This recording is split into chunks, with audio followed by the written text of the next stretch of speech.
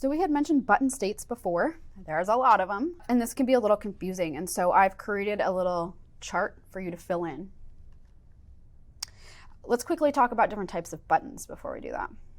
Your buttons should first and foremost look and function like buttons, right? That's the biggest thing. There are different styles you can apply. You can have completely perpendicular edges. You can have ones with small amount of border radius. You could have full border radius. You could have a drop shadow, but they need to look and function like a button. So we've got solid buttons. No surprise here. They're just filled with a solid background. These are pretty industry standard. You would look at this and know it's a button. You might have heard of ghost buttons or line buttons. That just means that they don't have a solid background fill. I'm going to show you an example of mine. My secondary buttons are ghost buttons. Typically, the filled buttons are primary buttons because they draw the most attention. And actually, I heard during a conference that squared edges on buttons actually draw the user's attention more than rounded border radius buttons, like round buttons, because there's more pixels for the user's eye to be drawn to. So that's just an interesting fun fact. But ghost buttons, yeah, you would typically say for a secondary button. We have icon buttons. So there are ones without labels, which you need to add some way aria to, because without labels, assistive technology does not know what this is going to do.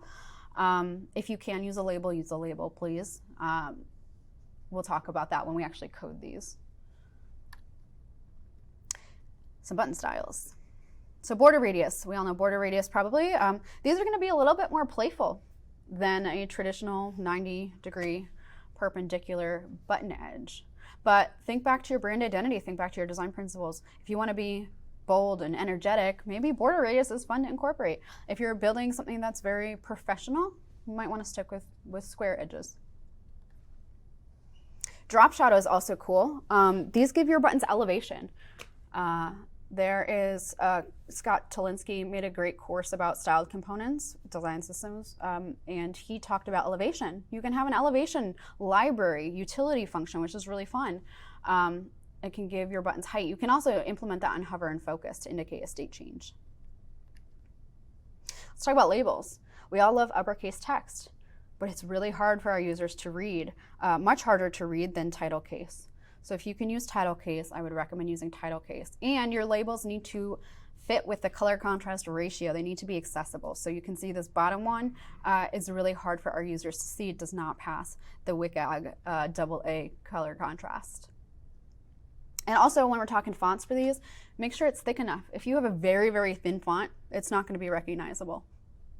The whole goal is, like, if you were to turn off the color and like decrease contrast, you should still be able to read your button and your UI. So buttons need to be large enough to be clickable and accessible on mobile devices.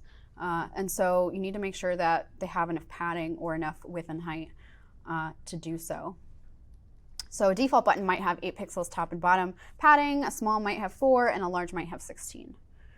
When I create our design system at work, I use multiples of 4, increments of 4 for spacing.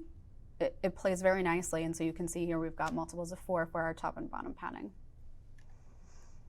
And horizontal padding, you can add horizontal padding to keep them responsive. So if you set like a width, it's not going to be responsive, but if you set padding, it's going to be a little bit nicer. It's going to play a little nicer. You can set minimum widths on these as well. So like if you have just an icon button, you can make it like min width 100 pixels, so it's not going to be like super tiny. It's still accessible.